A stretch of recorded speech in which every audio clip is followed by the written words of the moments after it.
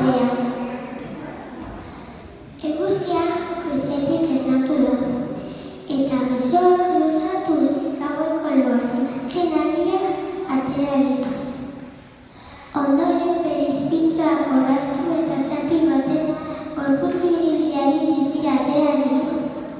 Pizkaketa lan hauek egin ostean, zeruko atea ireki eta bertatik zerura irten nahi izan du. Baina oinbat zeruan jarri berean, besotik heldu dio trumoiak eta astindu batez berriz ere barrua sartu du.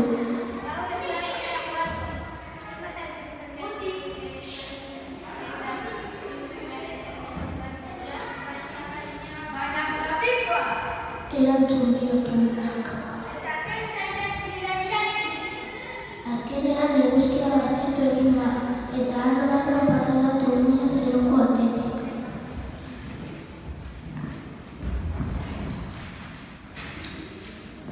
Orduan abesten hasi da.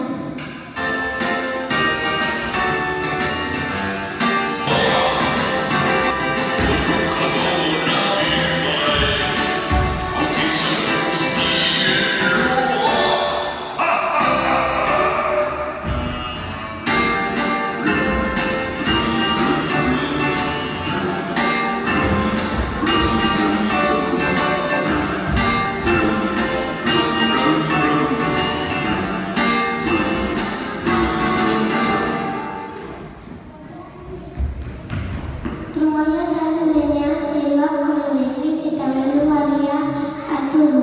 Hodei beltzaz trumoiaren logunean baitira.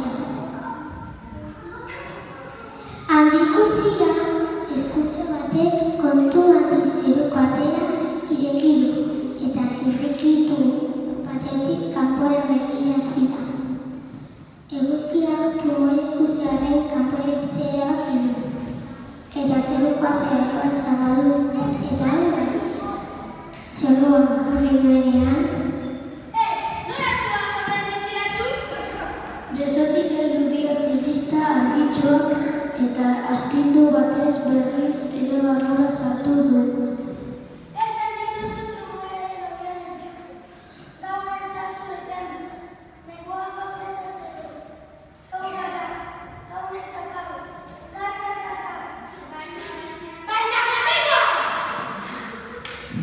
Erantzun dio tximistak. Orduan, eguzkiari besotik heldu eta ate paretik heldu egin du. Zerura sartu denean trumoiari keinu egin dio eta abesten hasi da.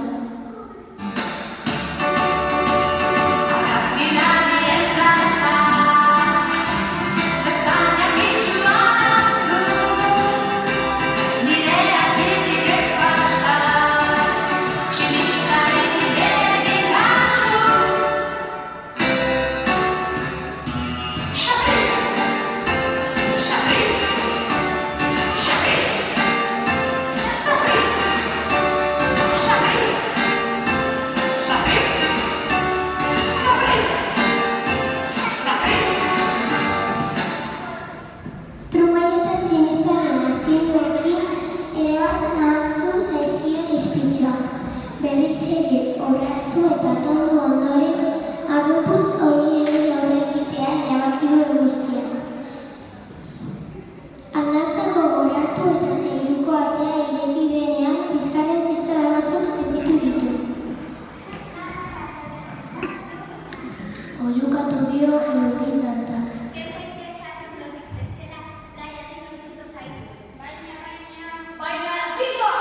Esan du euri tantak.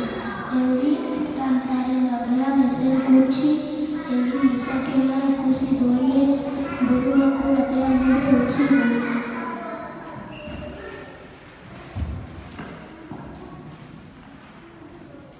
Orduan, euri tanta eta abesten hasi pasa da zeruko atetik.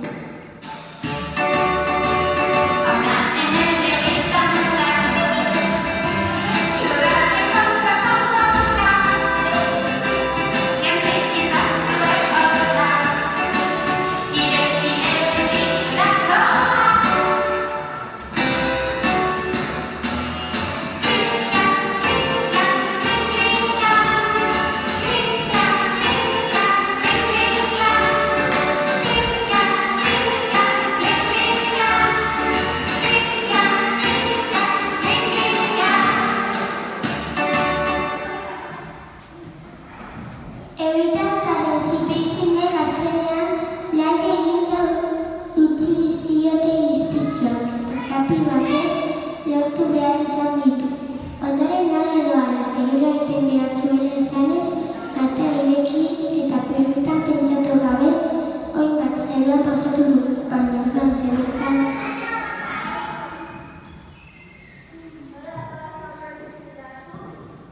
Oiukatu dio haizeak, bere haize boladekin, izpitzuak alde batera eta bestera mugitzen dizkion bitartean.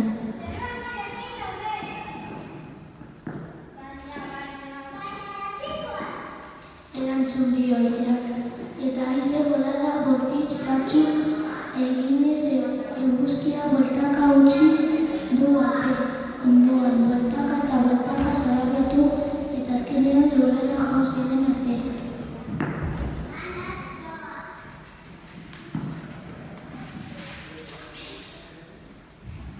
Atea ireki eta trumboia tximista eurikanta fiu-fiuka agurtu ondoren abesten hasi da haizea.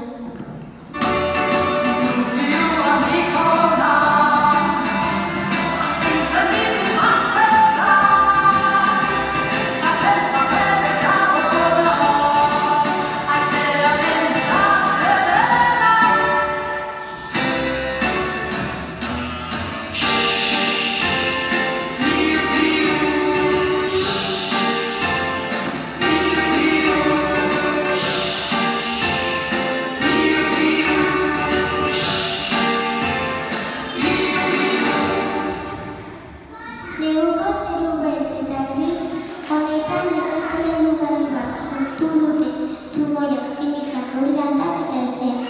Horren dira elkarrekin abesten posatzen posaz. Atea ireki eta trumoia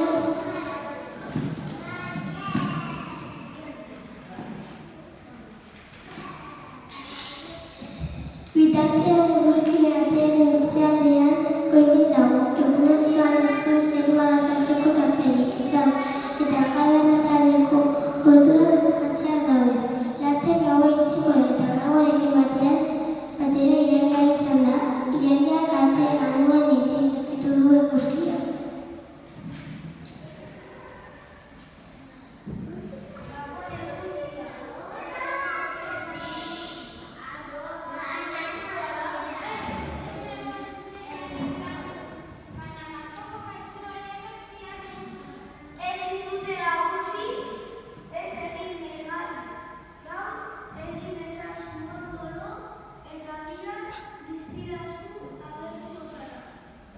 Lasaitu nahi izan du. Ilargiari zaio batere gustatu lau maltzurreko gara, eta oso hasean zeharkatu du zeruko artea. Orduan soilik ilargiak duen indar berezi batekin trumoia, tximista, eurikanta eta haizea hartu eta gutxak etxasora bota ditu.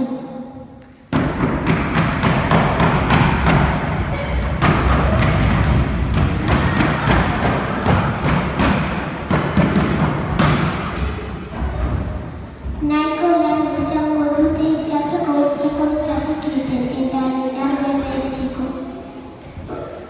Hurrengo bizpahiru egunetan behintzat euskararentzat izango da zeru zabalik eta gainontzeko egunetan bate jakin. Neguan gaude eta zeruan ez dago bakerik.